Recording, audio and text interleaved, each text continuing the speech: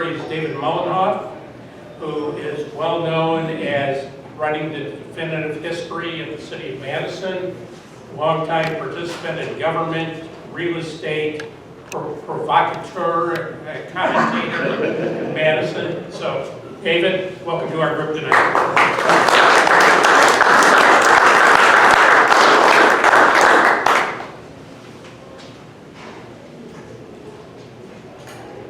This is a podium, right? Yes. You promised me a podium. I promise you. Anything in it, that's yours as well. And it's movable, so be careful. You know, I'm going to start with this question. Can you hear me okay if I just talk in my normal voice without the microphone or not? Yeah? Okay, if so, I'm going to put this down and just speak to you.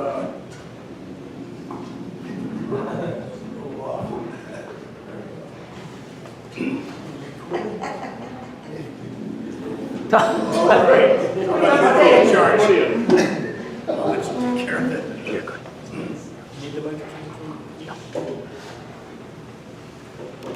One evening in the 1930s, a remarkable and coincidental meeting occurred at the Park Hotel between two men. One of them was named Paul Harloff, who was an electrical contractor. He was excited by what was going to happen to all of the new filling that was going in along the railroad tracks beginning at Machinery Row. The dumping had already started, dumping rubble and sidewalks and curbs and things of that sort in that area. The other man was Frank Lloyd Wright. And so Paul Harloff walked up to Frank Lloyd Wright and he said, "Mr. Wright, I have an idea that I think would be very interesting to you. Would you walk with me for 3 blocks so that I can show you my idea?" And Wright agreed. And they walked over to what used to be called Monona Terrace. You remember that sweet little street in Park with the fountain? And they looked over the railroad tracks and of course the lake. And it was an absolutely beautiful night to dream big dreams. A big full moon hung on the south as Paul Harloff began to explain the kinds of buildings that could be built on this new filled land. Frank Lloyd Wright later wrote, "The exciting ideas of this site occurred to me then." Now fast forward 20-some years later, no, 60-some years later, to a hot July day in 1997. This was the grand opening of the Monona Terrace Community and Convention Center. Some of you were there, I would have to assume, weren't you? There we are.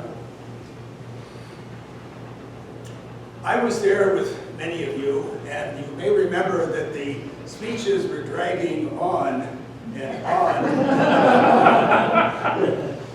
And the guy next to me said, "Hey, look, it's been taking 6 decades to get here. We can wait for a few more minutes." And we're all eager to get into the building.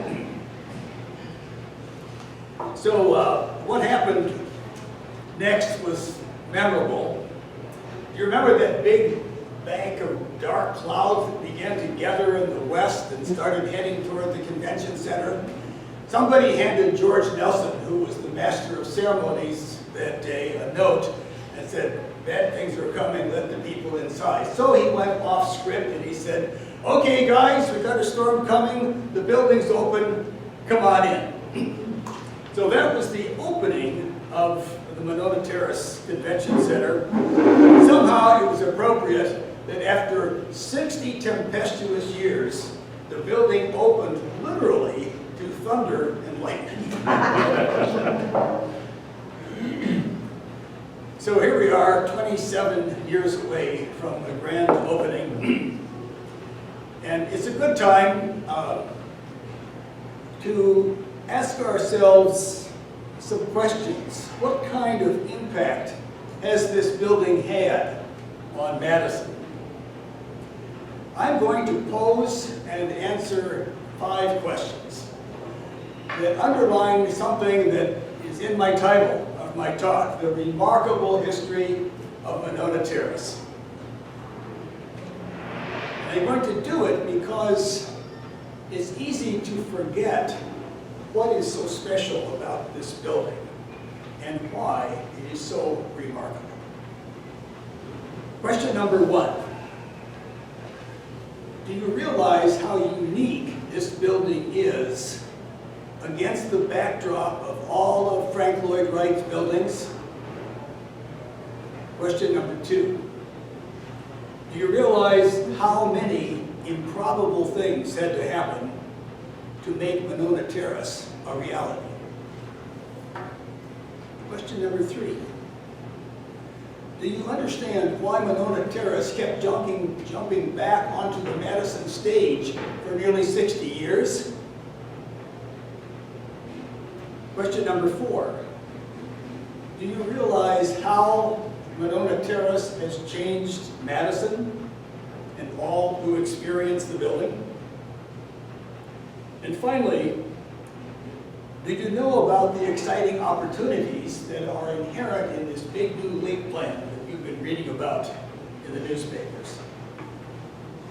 Let's take that first question about how the building is very significant among the 700 buildings that Wright built during his lifetime. Monona Terrace is, without a doubt, the most controversial building that Frank Lloyd Wright ever designed. It was the subject of 5 local referenda, 10 lawsuits, 10 acts of the state legislature, and was declared dead 6 times. At $67 million, it is clearly the most expensive building that he ever designed. With over 600,000 gross square feet, it is the largest building that he ever built. It is also the most documented building in all of Wright's repertoire. Mary Jane Hamilton, my co-author on the book we wrote on the Monona Terrace building, it's a building biography, actually counted 4,000 architectural drawings, plans, blueprints, specifications, things like that. That's off the charts. No other building that Frank Lloyd Wright did even came close. It was the only building where Frank Lloyd Wright was elected architect. To be elected architect in the United States is extremely rare. Here's another distinction. Frank Lloyd Wright worked on this building for 21 years on and off, longer than any other building in his entire life. It is also the most redesigned building that he ever did. He worked on this building for 21 years. I mean, Frank Lloyd Wright was the classic autocratic architect. He said, here it is. This is it. I'm done. It's your building. But for Madison, he did it 8 different times.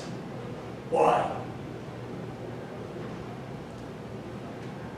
This was a labor of love for Frank Lloyd Wright because Madison was his hometown. He came here when he was 11 years old with his parents, of course. He stayed here until he was 18 years old, had a little bit of University of Wisconsin education. But it was his hometown, and he was proud to say that. And what he wanted, above all else, was to build a signature piece of architecture, a statement, in the most prominent place, in the very best location, where Monona Terrace is today. These superlatives explain why Monona Terrace is one of the most important buildings in all of Wright's career, and one of the most amazing and storied annals in American architecture. It just stands out so starkly against all the other things he did. Question number 2. Do you realize how many improbable things had to happen to make this building exist? Let's begin with two key facts, and Bill, you touched on it just a moment ago. Convention centers are arguably the most difficult type of public building to sell to the public. Why is that? Well, they're big, they're expensive, they have to be subsidized forever, they take money away from projects that you think are more important than a convention center, and so forth.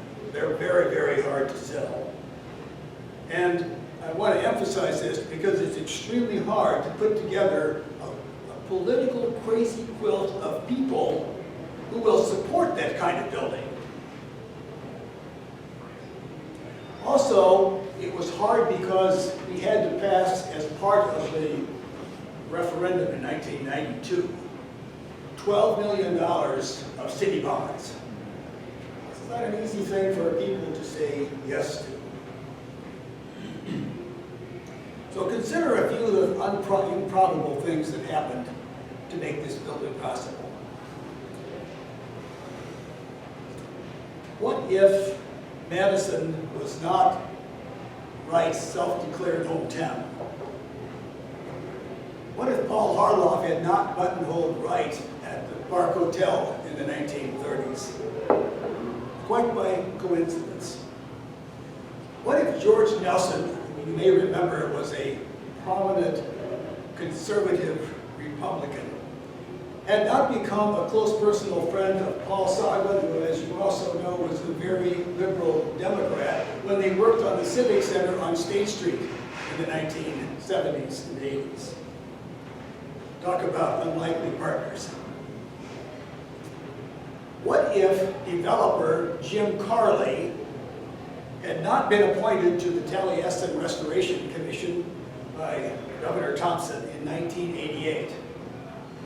Because one day, as he drove out to Taliesin, he asked himself this question: I wonder if this new convention center they're talking about could fit within Frank Lloyd Wright's last big design for Monona Terrace, 1959, just 7 weeks before he died. Came back that day with a big, dusty, 20-pound roll of plans, and he took them to his good friend Bud Arnold, who was the guy who owned Arnold Little Sheridan, a big structural engineer here in town. And those two guys got Tony Putnam, who was a Taliesin architect, involved. And they went over these plans, and they looked at the specifications, and they reached a surprising conclusion. The new convention center would fit almost perfectly within those 1959 plans that Frank Lloyd Wright did. Here's another interesting question. What if Bud Arnold had not arranged a secret trip for 12 of Madison's leading citizens to Taliesin in July of 1989? Most people don't know about this. There was the mayor, there were the publishers of both newspapers who fought for years about whether this building should go forward. There were all the famous, not the famous people, but people like Jim Carley and Marshall Erdman, the county executive, all of whom disagreed about whether something built by Frank Lloyd Wright should even be built in Madison. And here's what happened. They went out to Taliesin, they got off this little bus, and they walked into a hallowed space, which was Frank Lloyd Wright's original studio. It was a beautiful spring day, and the birds were singing outside. I was there. And in walks Tony Putnam, the Taliesin architect, and he begins to show boards on easels. And at the end of that presentation, it was very clear this would be a wonderful building to adaptively reuse for the Madison Convention Center. Now here's why this is important. The people who were on that bus were not particularly friendly with each other. They had very different ideas about where the convention center should go and whether Frank Lloyd Wright should be the architect of it, etc. But when they finished the presentation with Tony Putnam, I can tell you something. They realized that we can do this. And they also said, we must do this. They realized this had come to a point where there was no reason to prolong this silly conversation for decades more. Let's get it done. That was an incredible breakthrough, just to have those leaders on the same page. What if Findorf had not developed an absolutely guaranteed price for the building of $67 million so that every voter would know in advance exactly what it was going to cost? What if the leaders of Madison's philanthropic community had not stepped forward very early in the process and made big contributions? Take any of these items that I have just mentioned out of the equation, and I submit to you there would be no building there today. Question number 3. Do you understand why Monona Terrace kept jumping back onto the Madison stage for almost 60 years? This is one of the questions that Mary Jane Hamilton, my co-author on the book, asked when we wrote the book. And what we learned was so important that it affected the title of the book. The book was titled Frank Lloyd Wright's Monona Terrace, The Enduring Power of a Civic Vision. We settled on this concept because of something that John Nolan said in 1909 when he came here and made a big speech to several hundred community leaders. Here are his words.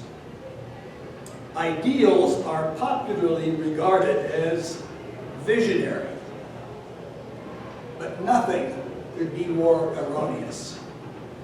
History shows that achievements in art, architecture, and engineering were ideals before they became reality.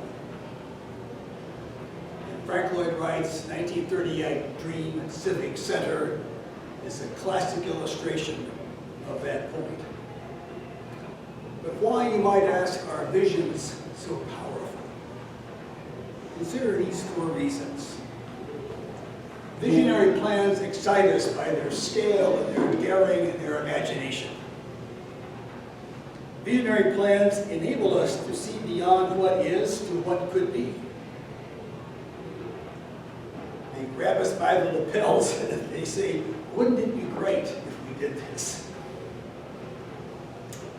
Visionary plans inspire us by their high standards, and this is important. They become benchmarks by which all successive plans are judged. And that's one of the reasons why Frank Lloyd Wright's vision affected so many leaders for so long. Finally, visionary plans motivate people to get involved, to enlist in a great cause, to make our special city even more special. And that's why civic leaders worked almost 60 years on this same project.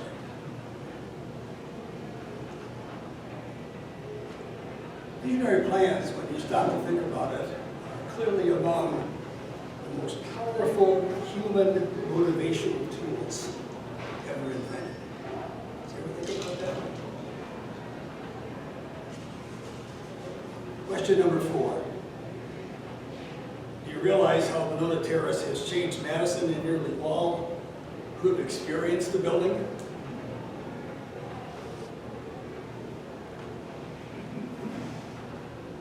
Take a look at that picture on the front of my handout. And you will see a bird's eye photograph with Monona Terrace in the front, Capitol in the background, the isthmus clearly shown.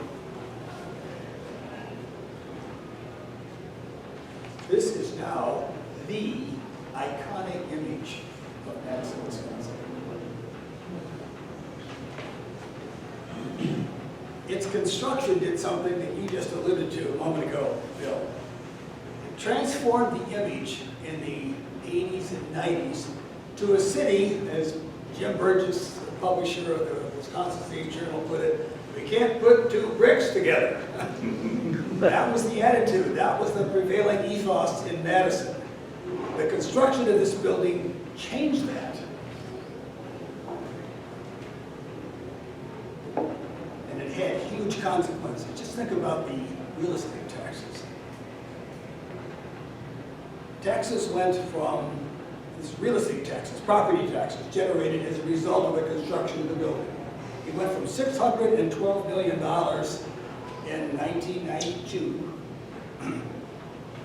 1997, I missed when it was opened, to over $4.5 billion in the year it was opened. I mean, just an incredible explosion of real estate value. And to your point, Bill, the construction of Monona Terrace had a huge impact on Jerry Fauci.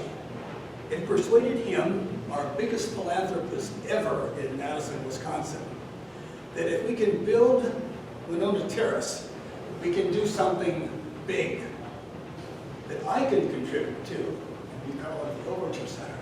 And that was why Jerry Fauci wrote checks for $205 million for the largest cultural arts center ever constructed in the United States of America. The construction of this community and convention center had a pretty big impact. And his wife, Pleasant Roland Fauci, contributed $500,000 for the beautiful fountain that we see on the top of the FU Terrace. But it also affected people who attend meetings there.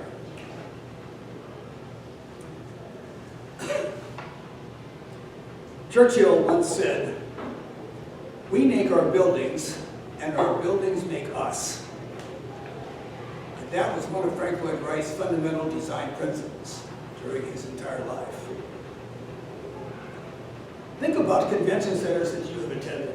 Most of them are big black boxes in a marginal part of town. And now think about Monona Terrace.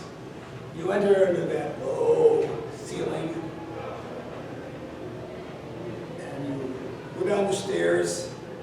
You have that big vaulted ceiling in the promenade with the meeting rooms and the ballrooms off to the side, and your eye is forcefully driven toward the lake and the view it offers. And you're suddenly in the biggest room with the highest ceiling, one of the most inspiring rooms in any convention center, I'm quite sure. I happen to believe that this is really a unique kind of secular cathedral. It's very unlike the other convention centers that I have attended, and maybe you too. During the first 25 years that this building was built, it held 17,000 meetings, and 9 million people walked through it, most of whom were not from this state. Think about that.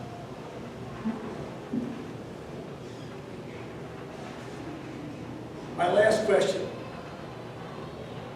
Do you know about the exciting opportunities for Monona Terrace embedded in this thing called the Lake Monona Project? And I'm going to pass this out. If you turn to the second page of the little handout, there's a picture of it's a map, not a very good one, but it shows the basic components of this big new lake plan, of which Monona Terrace is now a part.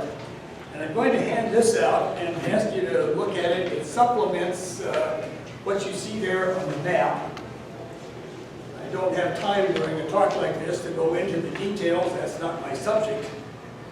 But I do want to say just a few things about the background of this plan, because it affects what we will do around Monona Terrace.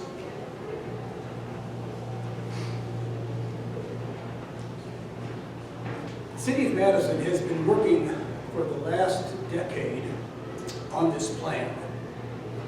And it's quite an amazing plan. It started out in 2008 with a small group of architects, engineers, and landscape planners and others who wanted to do something special for Madison.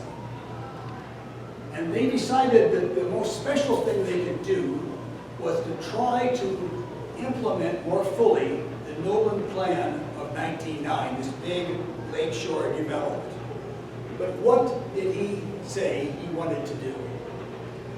Let me just tell you the story. He came here in 1908 for the first time. He looked around and he thought about it. He came back in 1909 and had a big meeting with public officials and citizens, 300 of them. And he was pretty stern about what he said. He said, look guys, you have one of the most beautiful lakefronts in the world, but you have really screwed it up. You have 4 railroad tracks running along this most beautiful potential part of the city. And remember, railroad tracks were busy then. In 1909, there were 100 trains that went up and down those 4 tracks. 100 trains. If you think these trains are bad now, think what it was like in the early 20th century. So it was dangerous. If you could find a way to get down to the lakeshore, you had to cross all those railroad tracks. And once you got there, you had a bunch of granite gravel to walk along a little path along the lake. That was not what Nolan said we should do. You know what he said we should do? We should build a big park. We should fill in the lake 600 feet out from where the railroad tracks were. And we should build a platform over the railroad tracks from Carroll to Pinckney Street so that you could cross those railroad tracks. Then he had stairs that cascaded gracefully down to that big, beautiful lakefronting park with fountains shooting water up 100 feet in the air. This is what you should do. Do this, Nolan said, and you will have one of the greatest waterfronts, the most beautiful waterfronts in the world. Some of the things that Nolan talked about, we did. We can go into this later. But I want to focus on the things we didn't do.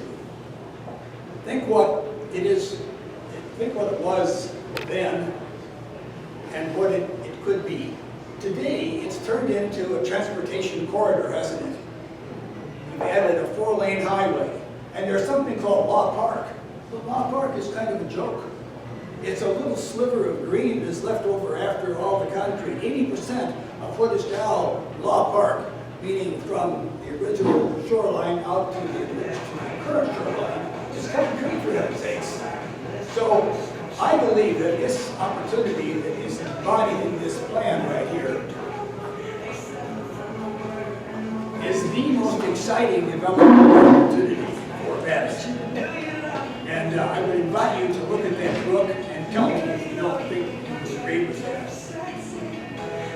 Now I want to talk about, now that you understand the background and why this plan is here, I want to talk about the 2 big projects that I think are very exciting for Monona Terrace. And while I'm certainly using down, I want to tell you a little bit more. There's more that I can tell you that I think you find interesting. Most of the time when the city of Madison does something, they go out and they hire one contractor to do the job, and the low bidder wins. But this small group of architects and planners that came together, this little private sector group that fomented this big idea, said that's not the way to do this.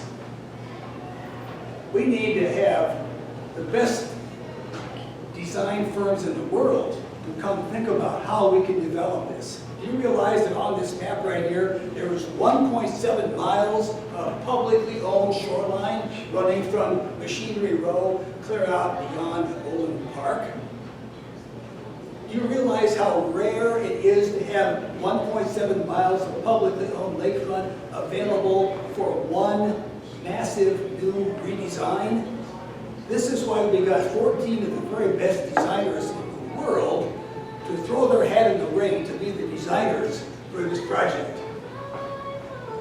And after they selected the 14, after 14 threw their hats in the ring, 3 were selected, and each of them presented a detailed schematic plan. Now, why is that? Because we have choices. We have 3 of the best designers saying, here are my best ideas. We can take a little of this, a little of that, and whatever. But it's the way to go. It's called the design challenge. That was done. Give the city and the private sector credit for the foresight, the vision of designing something like this. It really did work. Okay, so I'm going to skip now to the two big opportunities that I want to call to your attention related to Monona Terrace, the building. The first is the expansion of Monona Terrace. Most people don't realize that every year Monona Terrace loses business because they cannot accommodate a second relatively large public meeting in that same footprint. They've done a study, everybody agrees, we have to have another 50,000 square feet of additional space. Where is it going to go? In this plan, it is going to go immediately on the east end of the convention center, on the Machinery Row side. As you're standing out of the lake and looking at it, that would be to your right. There's plenty of room there.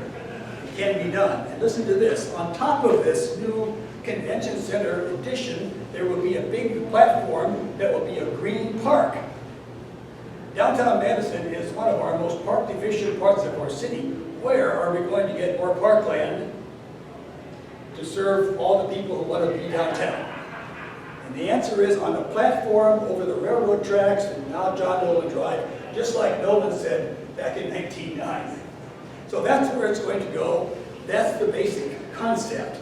And it's very exciting. And I'll tell you something else that's really amazing. This doesn't happen very often. To redesign a convention center addition is a very complicated architectural job.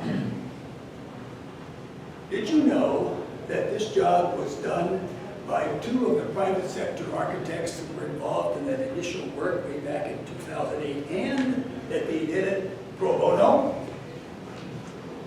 It doesn't happen very often, does it? I'm going to tell you something that I've been involved in civic affairs for about 50 years, and I was there the day that these two architects presented this very exciting expansion plan for Monona Terrace to the Monona Terrace board. Do you know what the Monona Terrace board did when they finished the presentation? They clapped. Any of you who have been involved in civic affairs know that that rarely happens. Second thing I want to tell you about is on the last page of my little handout, and it's labeled 1893 Frank Lloyd Wright Boathouse. Here's the backstory. John Olin, after whom Olin Park is named, was Madison's greatest citizen. He was the guy who was responsible for hiring John Nolan and having him come out here and do the first plan. John Nolan was the first person who earned a living as an urban planner. It was so new when he came here that none of the alders had even heard of urban planning. This is way off their radar screen. So John Nolan wanted to clean up Madison, and at the time, there were a bunch of illegal private boathouses. They were really third world shanties right on the lakeshore from Machinery Row halfway down almost to the convention center. It was the first thing that people saw when they came into town on the train. Very embarrassing. So John Olin hired a 26-year-old architect, called him an old Madison boy. His name was Frank Lloyd Wright, who had just opened up his architectural practice in 1893 in Chicago, to come to Madison and design a big, beautiful public boathouse that would take the place of those ugly third world shanties that made the lakeshore so ugly. So he came here and he designed that building. Unfortunately, the men who said they would pay for it were not able to do so because in 1893 the country suffered a very serious depression. We're talking sudden, abrupt, I don't have any money. Can't do it. So it was never built. But now it could be. And it would be located right at the foot of King Street, right where Frank Lloyd Wright said it could be. And it can be used as a boathouse, just like Frank Lloyd Wright said it could be. Think about this. Here we have a boathouse designed by Frank Lloyd Wright in 1893. First year of his practice, maybe the first building he ever did. 900 feet away from the 1959 Monona Terrace building that Frank Lloyd Wright did in 1959, 7 weeks before he died. 900 feet apart, same lakeshore, two buildings representing 66 years of Wright's architectural career. No other city can touch that. You see why it's an exciting idea?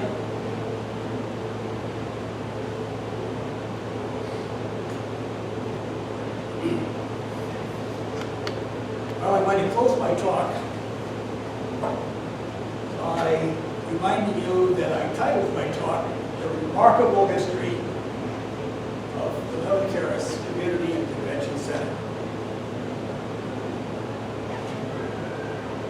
And I'm going to close with a question. Did I persuade you that the history of this building is really remarkable? Thank you.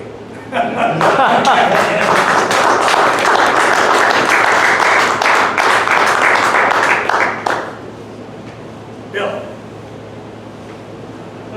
You touched on it. I think that community leadership and consensus that got Monona Terrace built in the 90s was remarkable.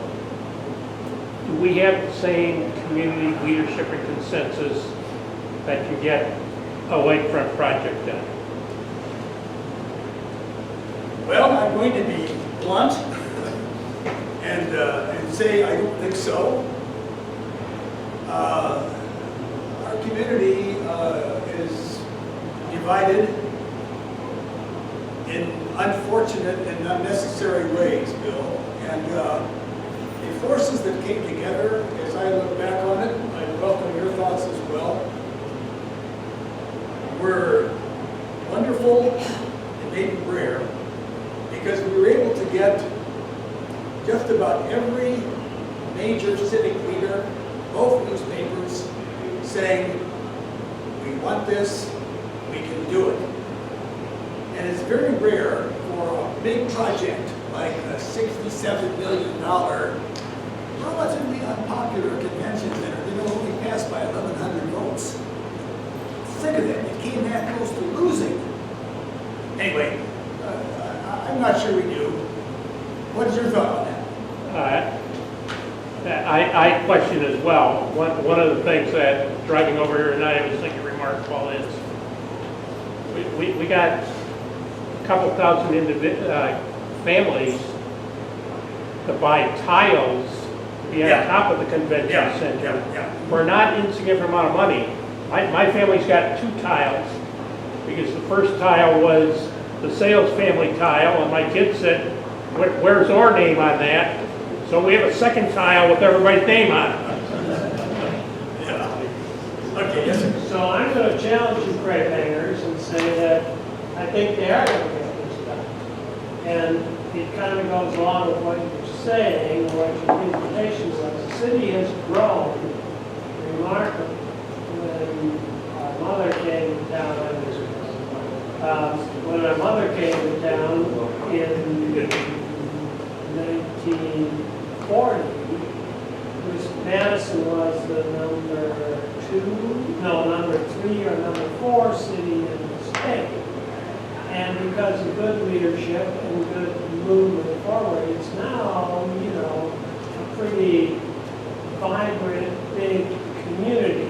Yeah. So these proposals that grow out of Nolan's vision, Wright's vision, they become workable civic entities. This can be done by this community, and it isn't going to be viewed as a huge undertaking. This is a bigger town now because it has grown successfully. Well, you make some good points. We should all recognize that this is a bigger project than Monona Terrace. It's at least $100 million.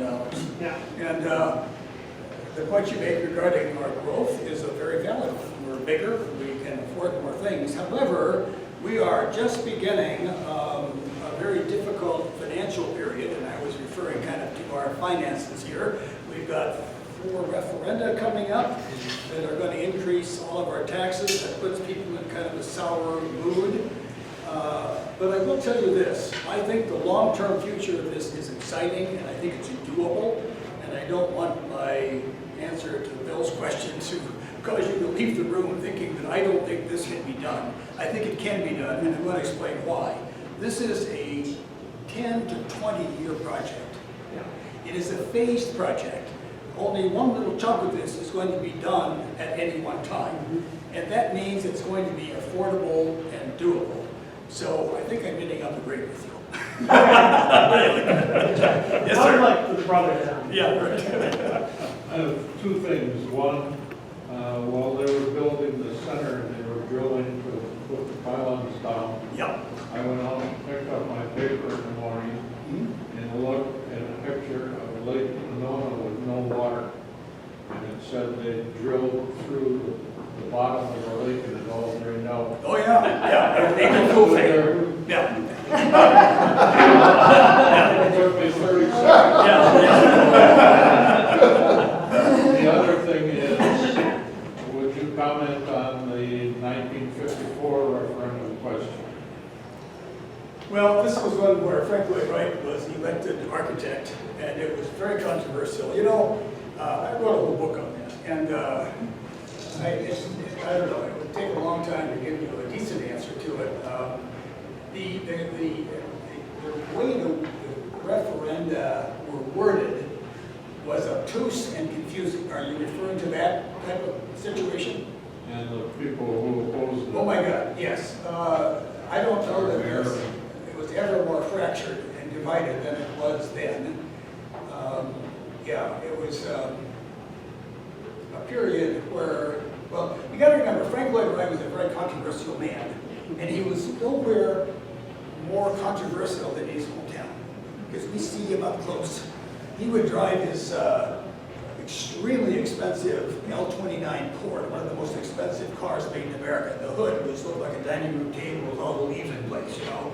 And here he was driving around. And he would drive by Lowell Frautschi's furniture store on King Street, and Lowell would say, "Can't you pay me for the mattresses that you bought for me?"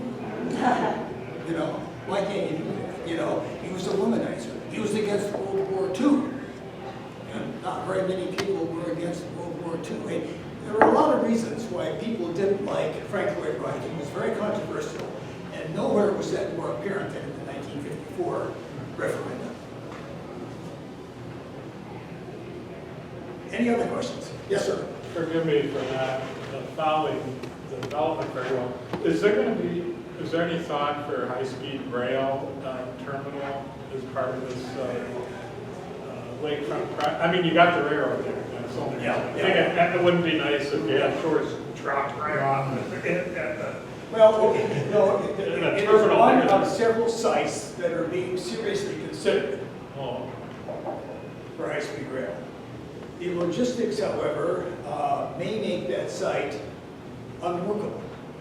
You have to have the trains going in and going out a certain way, and ideally you don't want to do a turnaround and a U-turn, all that kind of stuff.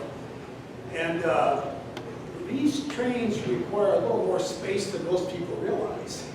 And there's not that much space down there in that tunnel where you only have one railroad track remaining. So there are some very serious space issues. There are the train movement issues. So I'm not sure it's the best location, that's my opinion. Somewhere but down. it is one of the options to answer your question, and it will be considered. somewhere down in the isthmus would be nice, but maybe not even here. Well, the isthmus is a crowded space. Yeah. And, you know, I don't know, I mean, it's entirely possible. The area out by First Street is pretty attractive because you have more space. Yeah. And it's a short hop, skip, and a jump downtown to the university. You could do shuttles, all kinds of things. I don't know how this is going to come out, but it is one of the options. It is there, okay. Yeah. Thanks. Yes, sir. Yeah, I find it interesting that our convention center is so wide open to the public. So many dances, and he dances Yeah. upstairs, and Yeah, I have never really seen this elsewhere. no. And so is that because of public pressure, or Well, how did that come about? Here's how that happened. You know, there are two words in that, in the title of the place. It is Monona Terrace Community and Convention Center. Those two categories are not very often conjoined. As I say, it's a black box in an ugly part of town, and that's all we want to go there for. We go in and we get out, you know, we go to a meeting. But the people who planned this, and this goes back to George Austin and a lot of other civic leaders, who recognized that this was a very special location that had opportunities that very few convention centers have. You know, the black box syndrome, this is the opposite. We can have weddings there, we can have dances there, we can do all kinds of things there. And so, I'll give you another example. John Urich was a major city planner who was involved in that decision. He was the one who initially pushed the idea of adding the word community. And I give John a lot of credit. He happens to be a former next door neighbor of mine, so maybe I'm a little biased. But hey, it was his idea, he'll get the credit. Yes, sir. You had a chance to meet with somebody else. Okay, any other questions? Okay. Quick question. You said it was the biggest building that You ever did? ever did. Yeah. The Tokyo Hotel. the Smaller. hotel down there. Smaller. They're all small. The skyscraper at Topeka? Yeah. Way smaller. Is it big? 600,000 gross square feet. Yeah. How you can't touch that? Yeah. Yeah. Yes, sir. So, were there any design changes between like his final draft or of plans, like roughly 1959, between then and the time they actually designed and built it? I got a copy of my book in the briefcase there, and I'll get it out for you in a little while, but I'll tell you what the two pictures on the two opposing pages show.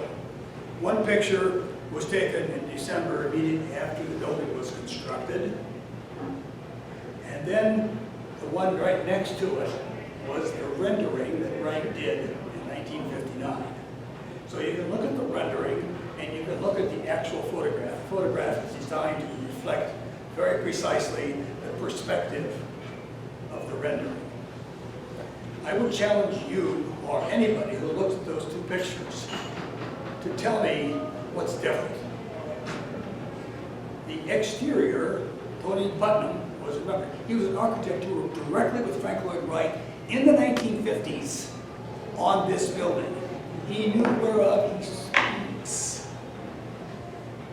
He was so well trained by Frank Lloyd Wright that he and other apprentices were called pencils in Wright's hand. Okay?